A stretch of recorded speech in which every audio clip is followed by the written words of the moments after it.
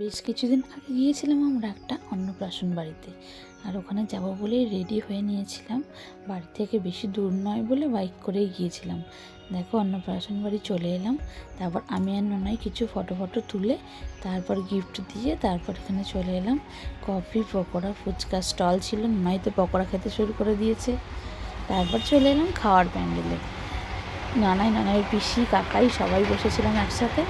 তারপর দিয়ে দিল কাঁসার থালা, তার ওপর কলার পাতা, তার ওপর প্রথম দিল পনির স্যাটে স্যালাড, তারপর সাদা ভাত, ভেজ ডাল, চিপস, তারপর ছিল ফুলকপির রোস্ট, তারপর কাতলা মাছের কালিয়া, ফ্রাইড রাইস, চিকেন কষা, চাটনি পাঁপড়, দই, রসগোল্লা, আইসক্রিম। নয় তো আইসক্রিম খেতে শুরু করে দিয়েছে।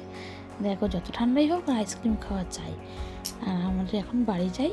আজকের মিনি ব্লগটা কেমন লাগলো কমেন্ট করে জানিও। আশা করি ভালো লাগলে চ্যানেলটিকে সাবস্ক্রাইব করে পাশে থেকো।